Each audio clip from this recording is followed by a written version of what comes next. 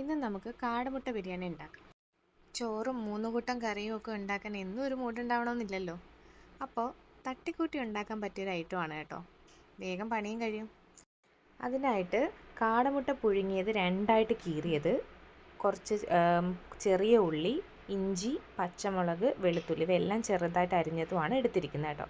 എന്നിട്ട് കടായി ചൂടായി വരുമ്പോഴത്തേനും ലേശം എണ്ണ ഒഴിച്ചിട്ട് നമ്മുടെ അവിച്ച് വെച്ചിരിക്കുന്ന മുട്ട അതിലേക്ക് ആഡ് ചെയ്തിട്ട് ഇളക്കി കൊടുക്കാം. ജസ്റ്റ് ഒന്ന് ചൂടായി വരുമ്പോഴത്തേനും ആവശ്യത്തിന് നമ്മുടെ ഉപ്പ്, അതുപോലെ തന്നെ കുരുമുളക്, പിന്നെ ഒരു ലേശം മസാല അതും കൂടെ ആഡ് ചെയ്തിട്ട് നന്നായിട്ട് ഇളക്കി മിക്സ് ചെയ്ത് കൊടുക്കാം.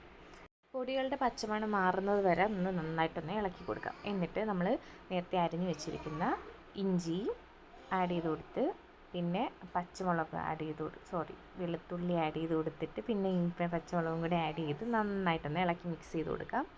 ഇളക്കി മിക്സ് ചെയ്തിട്ട് അതിൻ്റെ പച്ചമണം ഒന്ന് മാറി വരുമ്പോൾ നമ്മുടെ ഉള്ളിയും കൂടെ ആഡ് ചെയ്തിട്ട്, ഞാനിവിടെ ചെറിയ ഉള്ളിയാണ് കേട്ടോ എടുത്തേക്കുന്നത്, ചെറിയ ഉള്ളി ചെറുതായിട്ട് അരിഞ്ഞാണ് എടുത്തേക്കുന്നത്.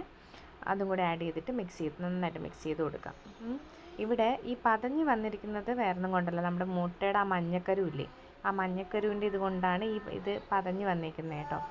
ഇത് നന്നായിട്ട് മൂത്തതിന് ശേഷം അല്പം മഞ്ഞൾപ്പൊടി, ചില്ലി ഫ്ലേക്സ്, ഒരു ചെറിയ സ്പൂണ് മുളക് പൊടിയും കൂടി ആഡ് ചെയ്തിട്ട് നന്നായിട്ടൊന്ന് ഇളക്കി യോജിപ്പിച്ചിട്ട് ഈ ഒരു പരുവത്തിന് കിട്ടണം, നമുക്ക് നന്നായിട്ട് മൊരിഞ്ഞ് കിട്ടണം.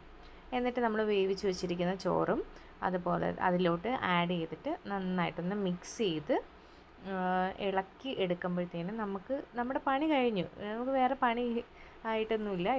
വളരെ സിമ്പിളായിട്ട് നമുക്ക് ഉണ്ടാക്കിയെടുക്കാവുന്നതേ ഉള്ളൂ. പ്രത്യേകിച്ച് നമ്മുടെ ലേസി ഡേയ്സ് ഉണ്ടല്ലോ, ചില സമയങ്ങളിൽ എനിക്ക് വയ്യ ഉണ്ടാക്കാൻ എന്നുള്ളൊരു സമയം കാണുമല്ലോ നമുക്ക്. ആ ഒരു സമയത്തൊക്കെ നമുക്ക് പരീക്ഷിക്കാവുന്ന ഒരു ഐറ്റമാണ് കേട്ടോ. ഇളക്കി എടുത്തു കഴിഞ്ഞാൽ നമ്മുടെ പണി കഴിഞ്ഞു. ഇത്രയേ ഉള്ളൂ. ഭയങ്കര ടേസ്റ്റാണ്. നമുക്ക് ഉണ്ടാക്കുമ്പോൾ തന്നെ നല്ല മണം ഇങ്ങനെ അടിച്ച് വരും കേട്ടോ. എൻ്റെ മല്ലിയില ഇല്ലാത്തതുകൊണ്ട് ഞാൻ മല്ലിയില ഇട്ടിട്ടില്ല, മല്ലിയിലയും കൂടി ഇടാം കേട്ടോ. അപ്പോൾ ട്രൈ ചെയ്ത് നോക്കിയിട്ട് അഭിപ്രായം പറയണേ. ഇഷ്ടപ്പെട്ടെങ്കിൽ സബ്സ്ക്രൈബ് ചെയ്യാൻ മറക്കണ്ട കേട്ടോ.